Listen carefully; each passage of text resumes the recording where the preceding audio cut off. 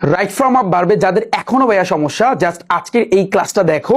So আমি তোমাকে open challenge দিচ্ছি যে রাইট ফর্ম অফ ভার্বের 14 গোষ্ঠী ভাইয়া তোমার কভার হবে, এবং এই ক্লাসটা দেখার পর তুমি বিগত বছরের কোশ্চেনগুলা অর্থ বাদে, অর্থ ছাড়াই কিন্তু তুমি সলভ করতে পারবা। এটা আমি তোমাকে চ্যালেঞ্জ দিয়ে ভাইয়া বলতে পারি। তো আজকের এই শুরুর দিকে আমি তোমাদেরকে মোটামুটি ভাবে 22টা টাইপ শিখাবো, অর্থাৎ টোটাল আমি তোমাদেরকে 22টা রুলস শিখাবো রাইট ফর্ম অফ ভার্বে। তারপর আমরা কিন্তু বিগত বছরেরটা কিন্তু প্র্যাকটিস করবো। দেখো ঢাকা বোর্ড 2024 আছে, এভাবে আমরা কিন্তু বিগত বছরেরটা প্র্যাকটিস করবো।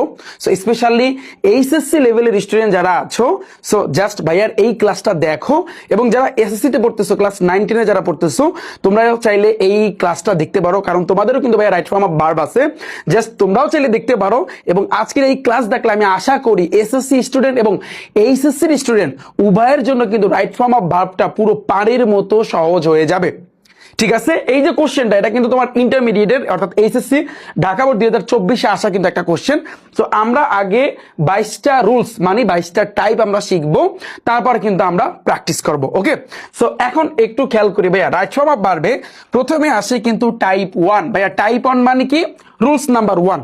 শুরুতে এখানে তুমি একটা জিনিস লেখা দেখতে পারতেছো যে ভাইয়া টেন্স থেকে প্রায় 50% কমান আসে। এই কথাটা কি তুমি মানো?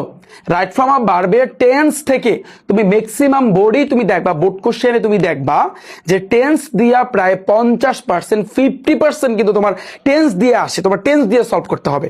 দেখো মানে আমি তোমাকে একেবারে প্রুফ সহকারে, প্রমাণ সহকারে আমি তোমাদেরকে দেখাই দেবো। ওকে, তো ফার্স্টে আসি ভাইয়া, টাইপ 1-এ আমরা কিছু টেন্স শিখবো। টেন্স তো আমরা শিখছি, যারা আমার টেন্সের উপর ক্লাসটা দেখোনি, যাদের এখনো টেন্সের সমস্যা আছে, আমি তোমাদের কাছে অনুরোধ করবো, হাত জোর অনুরোধ করবো ভাইয়া, তুমি যদি টেন্স না পারো তুমি রাইট ফর্ম অফ ভার্বে কিচ্ছু পারবা না।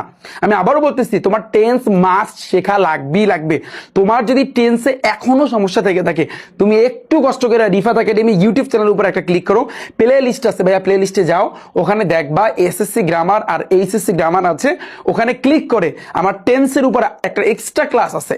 তো জাস্ট ওইটা তুমি দেখো, ওইটা দেখলে তোমার পুরোপুরি টেন্সের এই পর্যন্ত যত সমস্যা এখনো আছে তোমার কিন্তু পুরোপুরি কভার হয়ে যাবে। ওকে, তো এখন দেখো, এখন টাইপ 1-এ আমরা কিছু টেন্স দেখবো, ইম্পর্টেন্ট টেন্স, যেগুলো কিন্তু তোমার বিগত বছরে কিন্তু বোর্ড কোশ্চেন গুলো আসে। তো ফার্স্ট আসছে কিন্তু প্রেজেন্ট ইনডিফিনিট। ভাইয়া যারা আমার টেন্সের ক্লাস দেখেছো বা যারা টেন্স পারো, বলো তো প্রেজেন্ট ইনডিফিনিটের স্ট্রাকচার কি? জাস্ট তুমি স্ট্রাকচারটা মাথায় রাখবা। বলো, তুমি বলবা যে ভাইয়া সাবজেক্ট প্লাস ভার্বের 1 নং প্লাস অবজেক্ট, এটা সবাই জানো, ভার্বের 1 নং প্লাস হইছে অবজেক্ট। আচ্ছা, এখন এইখানে যে নোটটা দেখো, গুরুত্বপূর্ণ যে নোটটা, এই নোটটা একটু ভাইয়া তোমার কষ্ট করে মাথায় রাখতে হবে। আমি আজকে যা পড়াবো, আমি আবারও বলতেছি, আজকে আমি যা পড়াবো আমি তোমাকে ওপেন চ্যালেঞ্জ দিচ্ছি। এরপরে যদি তোমার রাইট ফর্ম অফ ভার্বে সমস্যা থাকে, আমি ওপেন চ্যালেঞ্জ দিলাম তোমাদেরকে যে আজকের ক্লাস দেখার পরে রাইট ফর্ম অফ ভার্বে তোমার বিন্দু মাত্র সমস্যা থাকবে না। ওকে, তুমি দেখো নোটের ভিতরে সাবজেক্ট যদি 3rd পারসন সিঙ্গুলার নাম্বার হয়, এটা তোমরা সবাই জানো। তোমরা জানো যে সাবজেক্ট যদি 3rd পারসন, এখন অনেকে বলে ভাইয়া পারসন কি, এই জন্য কিন্তু আমি তোমাদেরকে বেসিক গ্রামারটা আগেই কভার করে দিয়েছি। এই রিফাত একাডেমি ইউটিউব চ্যানেলের উপরে ক্লিক করো, প্লে লিস্টে যাও, প্লে লিস্টে গেলে ওখানে লেখা আছে এসএসসি গ্রামার আর এইচএসসি গ্রামার, ওখানে ক্লিক করলে বেসিক গ্রামারের সকল আইটেমগুলা, সকল টপিকগুলো তোমরা পেয়ে যাবা। ওকে, তো সাবজেক্ট যদি 3rd পারসন সিঙ্গুলার নাম্বার হয়, তাহলে ভার্বের শেষে এস অথবা ইএস যুক্ত হয়। এই লাইনটা তোমরা সবাই শুনছো না? যেমন আমি যদি লিখি ভাইয়া দেখো, হি গো টু স্কুল বা কলেজ, যাই বলো না কেন, তুমি চিন্তা করো হি গো টু স্কুল, এটা কি আমার লেখা ঠিক হয়েছে? তোমরা অনেকেই বলো ভাইয়া না, কারণ এটা তোমরা সবাই জানো, কারণ এই যে হি, এটা কিন্তু কি 3rd পারসন। আর আমাদের শর্ত ছিল, নোটের ভিতরে প্রথম শর্তটা ছিল, সাবজেক্টটা যদি 3rd পারসন সিঙ্গুলার নাম্বার হয়, আবার এটা একটা সিঙ্গুলার, তাহলে ভার্বের শেষে এস অথবা ইএস, তোমার এখানে কিন্তু ইএস দিতে হবে। হি গোস টু স্কুল, এখন ঠিক আছে। হি গো টু স্কুল ওটা কিন্তু ঠিক না, ওটা রং। হি গোস টু স্কুল, সেই স্কুলে যায়, এখন কিন্তু এই লাইনটা ভাইয়া ঠিক আছে, মাথায় থাকবে। আমি আশা করি এটা তোমরা সবাই জানো, আচ্ছা, এখন একটু খেয়াল করো। তো এরপরে কি, বি যদি থাকে, অনেক সময় তুমি দেখবা বি ভার্ব মানে কি, ভার্বের ভিতরে কিন্তু আমি তোমাদেরকে প্রকার পড়াইছি, তার ভিতরে বি ভার্ব ছিল। বি ভার্ব কাদেরকে বলা হয়? Am, is, are, was, were. ভার্বের ক্লাস আমি করাইছি না, জানো am, is, are, was, were হবে। এরপর আর একটা প্রেজেন্ট ইনডিফিনিট টেন্সে সাবজেক্টটা যদি প্লুরাল হয়, তাহলে মেইন ভার্ব যেমন আছে তেমনই থাকবে। This is the very very very very important. এই লাইনটা ভেরি ভেরি ইম্পর্টেন্ট, একেবারে মগজের ভিতরে ঢুকায় নাও। যে তোমার বলছে কি প্রেজেন্ট ইনডিফিনিট টেন্সের সাবজেক্ট যদি প্লুরাল হয়, সাবজেক্ট কি হইতে পারে? প্লুরাল। প্লুরাল মানে কি? একটা সিঙ্গুলার, এক বচন। প্লুরাল মানে হচ্ছে বহু বচন। প্লুরাল দেখবা শব্দের শেষে এস থাকে, এস থাকে, তো ওইটা কিন্তু ভাইয়া তোমার প্লুরাল। আমি প্র্যাকটিস ক্লাসে তোমাদেরকে আমি দেখাবো না। ওকে, তাহলে তুমি একটু ভাইয়া খেয়াল করো। তাহলে এটা মাথায় রাখবা যে সাবজেক্টটা যদি প্লুরাল হয় তাহলে মেইন ভার্ব যেমন আছে তেমনই থাকবে, অর্থাৎ রাইট ফর্ম অফ ভার্বে যেই ভার্বটা, যেমন এখানে সাপোজ তুমি চিন্তা করো এই যে নিড আছে না, নিড নিডই থাকবে, নিড নিডই থাকবে। এটা জাস্ট আমি তোমাকে বুঝাচ্ছি। ধরো নিড যদি থাকে তাহলে নিড নিডই থাকবে, যদি তোমার কি হয় সাবজেক্টটা যদি প্লুরাল হয়। তো এখানে আমি পরবর্তীতে তোমাদেরকে এক্সাম্পলের মাধ্যমে বিষয়টা ক্লিয়ার করবো, কিন্তু এটা একটু বেশি করে পড়বা। এখন এক্সাম্পল দেখো, হি গো টু স্কুল, এখানে কি গো হবে না ভাইয়া, এই গোজ হবে। কি হবে? হি গোজ টু স্কুল। কেন? প্রথমে এই যে সাবজেক্ট যদি থার্ড পারসন সিঙ্গুলার নাম্বার হলে ভার্বের শেষে এস অথবা ইএস যুক্ত করতে হয়। ভাইয়া ডান এতটুকু? আচ্ছা, এখন তুমি চিন্তা করো যে he always dash a company, তাহলে এই যে হি সাবজেক্ট কিন্তু থার্ড পারসন, তো থার্ড পারসন যদি থাকে তাহলে কিন্তু আমরা নর্মালি কিন্তু জানি ভার্বের শেষে এস অথবা ইএস। তাহলে এখানে কি নিড হবে না ভাইয়া, নিডস হবে। এটা কিন্তু সঠিক অ্যান্সার, নিডস এ কোম্পানি। ডান, এটা সিলেট বোর্ড 2023 আসছে। এরপর এটা দেখো যে ইংলিশ ড্যাশ নো লঙ্গার, তাহলে এটা কি হইতে পারে? তুমি একটু ঠান্ডা মাথায় ভাববা, এখানে যেহেতু বি আছে, তো আমরা জানি বি এর ক্ষেত্রে যদি বি থাকে তাহলে এম ইজ আর নাইলেও কিন্তু ওয়াজ ওয়ার কিন্তু বসবে। তুমি একটু ঠান্ডা মাথায় দেখবা পুরো সেন্টেন্সটা কিসে আছে, প্রেজেন্টে আছে নাকি পাস্টে আছে। যদি প্রেজেন্টে থাকে তাহলে তোমার এম ইজ আর বসবে, পাস্টে থাকে নাইলে তোমার ওয়াজ ওয়ার বসবে। দেখো এই যে ইংলিশ, এটা কি ভাই? এটা হচ্ছে কিন্তু তোমার থার্ড পারসন, তো থার্ড পারসন আবার সিঙ্গুলার, তাহলে এই ক্ষেত্রে আমরা কি বসাবো ভাইয়া? এবং পুরো সেন্টেন্সটা তুমি যদি পড়ে দেখো, এটা ঢাকা বোর্ড 2024 আসছে, তাহলে তুমি দেখবা যে এটা কিন্তু প্রেজেন্টে আছে। তো প্রেজেন্টে থাকলে তোমার এম ইজ আর বসাইতে হবে। ইংলিশের পরে তো কখনো ইংলিশ এম হইবে না, আবার ইংরেজির পরে তো ইংলিশ আর হইবে না। ইংলিশের পরে কিন্তু ভাইয়া তোমার ইজ দিতে হবে, অর্থাৎ English is no longer the native speakers language. আমার কথা ভাইয়া ক্লিয়ার? আচ্ছা, এবার দেখো পরেরটা কি বলছে এই জায়গাতে। পরে হচ্ছে কিন্তু ভাইয়া প্রেজেন্ট কন্টিনিউয়াস। আমি জাস্ট একটু টেনে যাব, বিকজ আমি আশা করি আমার স্টুডেন্ট যারা আছো প্রত্যেকে টেন্সটা খুব ভালোভাবে তোমরা বুঝতে পেরেছো এবং তোমরা টেন্সটা সবাই পারো, রাইট? তুমি দেখো কন্টিনিউয়াস মানে কি, আমরা এক কথা এক বাক্যে কিন্তু শিখছিলাম যে ভাইয়া ভার্বের সাথে আইএনজি, বাট তার আগে যেহেতু প্রেজেন্ট বলছে, তো প্রেজেন্ট বললে কিন্তু তোমার এম অথবা ইজ অথবা আর বসবে। তারপরে এই এম ইজ আর এর পরে কিন্তু ভাইয়া তোমার ভার্বের সাথে কিন্তু আইএনজি বসবে, আমরা এটা সবাই জানি। আচ্ছা, এই দেখো বিগত বছরে কিভাবে আসছে। হ্যাঁ, এবার দেখো ভাইয়া প্রেজেন্ট পারফেক্ট, পারফেক্ট মানে কিন্তু আমি বলছিলাম ভার্বের 3 নং, তবে সেটা যদি প্রেজেন্ট হয় তাহলে ভার্বের 3 নং এর আগে তোমার কি বসবে? হ্যাভ অথবা হ্যাজ বসবে। এগুলো সিম্পল, এগুলো তোমরা সবাই জানো। পরে আসে কিন্তু দেখো পাস্ট ইনডিফিনিট মানে সাবজেক্ট প্লাস ভার্বের 2 নং। যেমন আমি যদি বলি অনস একদা there dash an idle king, so যদি কোনো অতীতের কাহিনী বোঝায়, যেমন এটা কিন্তু রাজশাহী বোর্ডে আসছে, বরিশাল বোর্ডে আসছে। হ্যাঁ, অতীতের যদি কোনো কিছু বোঝায়, যেমন অনস শব্দটা কিন্তু আসছে, তার মানে এটা অতীত বোঝাচ্ছে। অতীত যদি বোঝায় তাহলে ভার্বের কিন্তু 2 নং তোমার বসাইতে হবে। তাহলে অনস একদা দেয়ার কি হবে? লিফট হবে, লিফট যেটা এটা কিন্তু তোমার লিফট হবে, লিফট ভার্বের 2 নং বসাইছি। অ্যান আইডল কিং একদা এক অলস রাজা বাস করত। তো আমি আশা করি তোমরা জানো এই পাস্ট কন্টিনিউয়াস মানে কিন্তু আমি বলছিলাম ভার্বের সাথে কিন্তু আইএনজি।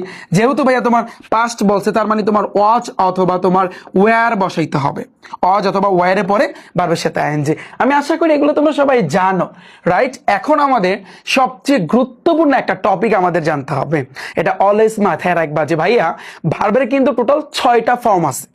কয়টা ফর্ম আছে? 6টা। কয়টা ভাইয়া? 6টা। দেখো একটা হচ্ছে কিন্তু ভার্বের 1 নং, একটা হচ্ছে কিন্তু ভার্বের 2 নং, এরপর ভার্বের 3 নং, ভার্বের 4 নং, ভার্বের 5 নং এবং ভার্বের কয় নং? আর হচ্ছে কিন্তু তোমার 6 নং। ভার্বের টোটাল কিন্তু 6টা ফর্ম আছে, এটা একটু কষ্ট করে মাথায় রাখবা। আমি ভার্বের ক্লাসে তোমাদেরকে এই 6টা ফর্ম দেখাই দিছি না, যারা ক্লাস দেখছো তোমরা কিন্তু জানো। আচ্ছা, তো ভার্বের এই যে 6টা ফর্ম কোনটাকে কি বলা হয় ভাইয়া? মাথায় রাখবা, ভার্বের 1 নং কে বলা হয় প্রেজেন্ট ফর্ম। কি বলা হয়? প্রেজেন্ট। প্রেজেন্ট দ্বারা তো বুঝায় ভাইয়া বর্তমান, তাই না? Present form. ভার্বের 2 নং মানে পাস্ট ফর্ম, পাস্ট ফর্ম। তারপর ভার্বের 3 নং মানে কি? Past participle, past participle. আচ্ছা, এবার ভার্বের 4 নং মানে কি? ভার্বের শেষে এস অথবা ইএস। ভার্বের শেষে তোমার কি দিতে হবে? যে তোমার এস অথবা ইএস বসাইতে হবে। ভার্বের 5 নং মানে কি ভাইয়া? ভার্বের সাথে আইএনজি, ভার্বের সাথে আইএনজি। আর ভার্বের 6 নং মানে কি, প্রিপোজিশনের ভিতরে এমন একটা শব্দ আছে, এমন একটা প্রিপোজিশন আছে টু এর পরে অলওয়েজ মাথায় রাখবা ভার্বের 1 নং, এটাকে বলা হয় ইনফিনিট। তো এটা হচ্ছে কি টু এর পরে সব সময় ভার্বের 1 নং। এই 6টা ফর্ম একটু টানা ভাইয়া তোমার মুখস্থ করতে হবে। আমি একটু বুঝাই দিই। যেমন দেখো এখানে কিন্তু এগুলা বলছে যে প্রেজেন্ট ফর্ম, এটার কিন্তু আরো 2টা নাম আছে। এই প্রেজেন্ট ফর্মকে তুমি মেইন ফর্মও বলতে পারো অথবা বেস ফর্মও কিন্তু ভাইয়া বলতে পারো, ঠিক আছে। যেমন আমি যদি বলি ভার্বের 1 নং যদি হয় গো, তাহলে ভার্বের 2 নং হবে কি ওয়েন্ট, তাহলে ভার্বের 3 নং হবে কি গান। আমি একটু টাচ দিতে যাই তোমাদেরকে, একটু ভাইয়া খেয়াল করো। এই যে দেখতে পাচ্ছ, আমি তোমাদেরকে এর ভার্বের ক্লাসেও কিন্তু বলছিলাম যে এগুলা কিন্তু একটু তোমাদের বারবার করে পড়তে হবে, জাস্ট তুমি আইডিয়াটা নিবা, একটু বেশি করেই পড়বা, এমন ভাবে পড়বা যাতে করে তোমার একটু মুখস্থ হয়ে যায়। তুমি দেখো এখানে ভার্বের 3টা ফর্ম দেওয়া আছে, ভার্বের 1 নং, ভার্বের 2 নং, ভার্বের 3 নং। তোমার এখন একটু কষ্ট করে ভাইয়া পড়তে হবে যে ডু ভার্বের 1 নং, তাহলে ভার্বের 2 নং কি হবে did, do did done. Go when গান, ডু অর্থ করা, ডিড অর্থ কি করেছিল, ওকে। গো অর্থ যাওয়া, ওয়েন্ট অর্থ কি গিয়েছিল অতীত। এবার দেখো কাম আসা, কেম মানে কি এসেছিল, তাহলে কাম কেম কাম। তারপর ড্রিঙ্ক ড্রাঙ্ক ড্রাঙ্ক, এটা কিন্তু ড্রিঙ্ক আই, এখানে ড্রাঙ্ক এ, এটা কিন্তু ড্রাঙ্ক, এটা কিন্তু ইউ, মাথায় রাখবা। তারপর ইট খাওয়া, eat ate eaten, eat ate eaten. Read read read, রিডের ক্ষেত্রে কিন্তু চেঞ্জ নাই। Play played played. এবার দেখো সিং স্যাং সাং, এখানে সিং আই, এটা এ, এটা ইউ। জাস্ট একটু দেখো, একটু মনোযোগটা এখানে রাখো। Write wrote written, choose chose chosen, draw drew drawn, keep kept kept, give gave given, work worked worked, help helped helped, know knew known. একটু ভাইয়া ঠান্ডা মাথায় ভাবো। এখন তোমাদেরকে আমি একটু 5টা মিনিট টাইম দিলাম, 5 মিনিট 5 মিনিট, একটু কষ্ট কইরা ভাইয়া, একটু কষ্ট কইরা আমার এই ভিডিওটার উপর একটা ক্লিক করো, ক্লিক কইরা একটু 5টা মিনিট একটু কষ্ট হলে একটু পড়ো, তোমার জন্য অনেকটাই ভাইয়া হেল্পফুল হবে, ওকে। এবার আসি কিন্তু দেখো, তাহলে এই যে দেখো গো ওয়েন্ট গান, ভার্বের 1 নং, ভার্বের 2 নং, ভার্বের 3 নং। ভার্বের 4 নং মানে কি, ভার্বের শেষে এস অথবা ইয়েস। যেমন গো যদি থাকে তাহলে এখানে কি হবে গোজ হবে। ভার্বের সাথে আইএনজি মানে কি গোয়িং, যেমন গো এর সাথে তোমার আইএনজি দিতে হবে, ভার্বের 5 নং। আর ভার্বের 6 নং মানে কি টু এর পরে কি হবে গোস, টু গো। ডান, আমার কথা বুঝতে পেরেছো, টু গো। কারণ ওই যে ভার্বের 1 নং মানে কি গো ছিল, তাহলে টু এর পরে কিন্তু ভার্বের 1 নংই বসে, অলওয়েজ মাথায় রাখবা। এই জিনিসটাই কিন্তু এখানে আলোচনা করছে। এই যে দেখো ভার্বের 1 নং, পাস্ট ফর্ম, ভার্বের 2 নং, পাস্ট পার্টিসিপল, সেম। তো একটু কষ্ট কইরা এখন এই ভিডিওটার উপর, এই ক্লাসটার উপর একটু ক্লিক করো, ক্লিক কইরা যে 2 মিনিট এটা একটু পড়ো, 2টা মিনিট একটু পড়বা যে ভার্বের ফর্ম কিন্তু ভাইয়া 6টা, কয়টা 6টা, একটু মুখস্থ করো, এটা সবাই মুখস্থ করো, ওকে। এরপরে আসছি কিন্তু ভাইয়া নেক্সট পরবর্তীতে। এখন আমরা টাইপ 2 তে আসছি। তো টাইপ 1 কিন্তু আমাদের ডান। টাইপ 1 এ আমরা মোটামুটি ভাবে একটা আইডিয়া পেয়েছি পুরোপুরি টেন্স, এবং আমি বলেছি যে রাইট ফর্ম অফ ভার্বে প্রায় 50% হচ্ছে কিন্তু তোমার টেন্স থেকে টানবে। তুমি দেখো প্রমাণ সহকারে আমি তোমাকে দেখাবো না। এখন দেখো ভাইয়া টাইপ 2। টাইপ 2 তে মানে কি, যে সকল জায়গায় ভার্বের সাথে আইএনজি হয়, this is the very very very very important.